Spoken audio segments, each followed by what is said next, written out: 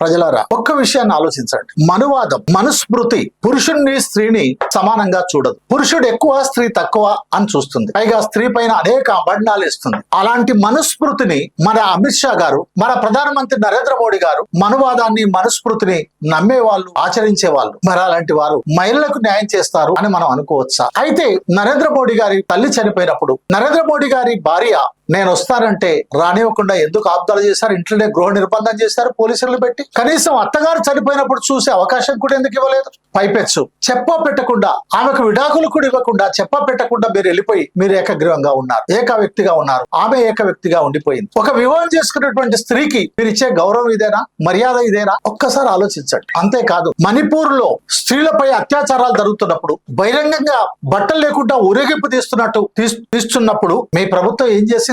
మీరు ఆ మణిపూర్ ను ఎప్పుడు ప్రదర్శించారు? ఆ మహిళల ఆక్రందనలు మీకు వినిపించలేదా? కనిపించలేదా? అంతేకాదు, దేశ ప్రతిష్టను అంతర్జాతీయంగా కీర్తి తెచ్చేటువంటి రెజ్లర్స్, మహిళా రెజ్లర్స్ దేశ రాజధాని ఢిల్లీలో తమపై బీజేపీ నాయకుడు, ఎంపీ తమపై లైంగిక దాడులు చేస్తున్నాడని ధర్నాలు చేస్తే దుర్మార్గంగా వారిని ఈడ్చి వేసినటువంటి పరిస్థితి, నిరాహార దీక్షలు పట్టించుకున్నటువంటి పరిస్థితి, రోజుల తరబడి వాళ్ళ రోదన అరణ్య రోదన అయింది కదా. ఏమైంది ఆనాడు? మీకు ఈ మహిళలు కనిపించలేదా? అత్రాస్ ఘటనలో రేపిస్టులకు బెయిల్ ఇచ్చింది ఎవరు? ఎవరి ప్రభుత్వం? ఉత్తరప్రదేశ్ లో ఉన్నటువంటి యోగి గారి ప్రభుత్వం కాదా? అది మీ పార్టీ కాదా? డెహ్రా బాబా అనేక మంది పసిపిల్లలతో సహా అనేక మంది అత్యాచారాలకు గురి చేసినటువంటి వ్యక్తి అనేక సార్లు బెయిల్పై రావడానికి ఎవరు కారణం? మీరు కాదా? పిరమిడ్ బాబా, ఇలా ఎంతమంది బాబాలో ఎన్ని చెప్పాలో తెలియదు. వాళ్ళందరూ ఏ అధికారంతో, ఏ అండదండలతోటి అత్యాచారాలు చేస్తున్నారు, హత్యలు చేస్తున్నారు. అరెస్టులు కాబడినప్పటికీ కూడా అంత ఈజీగా వాళ్ళకు పెరోల్స్ దొరుకుతున్నాయి, బెయిల్స్ దొరుకుతున్నాయి. ఎందుకు అంటే మహిళలంటే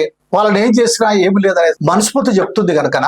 అందుకనే అమిత్ షాకు, నరేంద్ర మోడీ గారికి, అమిత్ షాకు మహిళల పైన గౌరవం, ప్రేమ లేదు. ఉన్నదల్లా ఓట్ల పైన, వారి ఓట్ల పైన ఉన్నదల్లా తమ అధికారాన్ని పొడిగించుకోవటం కోసం, ఉన్నదల్లా ఇప్పుడు ఎన్నికలు జరుగుతున్నటువంటి పశ్చిమ బెంగాల్ కావచ్చు, తమిళనాడు కావచ్చు, నిన్న జరిగినటువంటి కేరళ కావచ్చు, రేపు జరగబోయేటువంటి రాష్ట్రాలు కావచ్చు, వాటిలో మహిళలకు సమాజంలో సగభాగంగా ఉన్నటువంటి మహిళల ఓట్లు సంపాదించుకుందామనే కుట్ర తప్ప నిజంగా మహిళల పైన మీకు ప్రేమ లేదు అని అర్థం అవుతా ఉంది. ఇన్ని తెలిసి మరి బిల్లు ఎందుకు పెట్టినట్టు అంటే, గెలిస్తే మాది క్రెడిట్, బిల్లు గెలిస్తే బీజేపీది క్రెడిట్, బిల్లు ఓడిపోతే ప్రతిపక్షాలను బదనాం చేయొచ్చు. మహిళల ముందు మహిళా వ్యతిరేకులు ప్రతిపక్షాలు, ఆ కాంగ్రెస్ తదితర ప్రతిపక్ష పార్టీలన్నీ మహిళా వ్యతిరేకులు అని చెప్పొచ్చు. అందుకని బిల్లు ఓడినా, బిల్లు గెలిచినా ఆ క్రెడిట్ మీరు తీసుకోవాలనేటువంటి ఒక దుష్ట పన్నాగాన్ని పన్నారు తప్ప మరో విషయం కాదు. అందుకే బిల్లు ఓడిపోతుందని తెలిసి కూడా మీరు బిల్లు ప్రవేశపెట్టేటోళ్ళ ఉద్దేశం ఎవరికైనా సరే ఇట్టే అర్థమైపోతా ఉంది.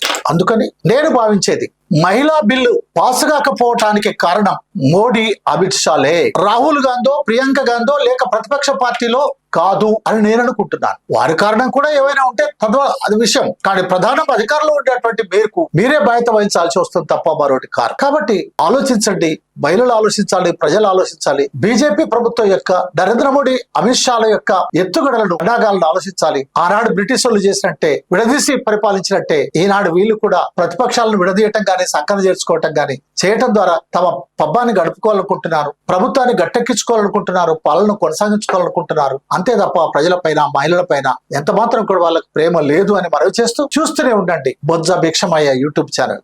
సబ్స్క్రైబ్ చేయండి, షేర్ చేయండి, లైక్ చేయండి, కామెంట్ చేయటం కూడా మర్చిపోకండి. Thank you very much.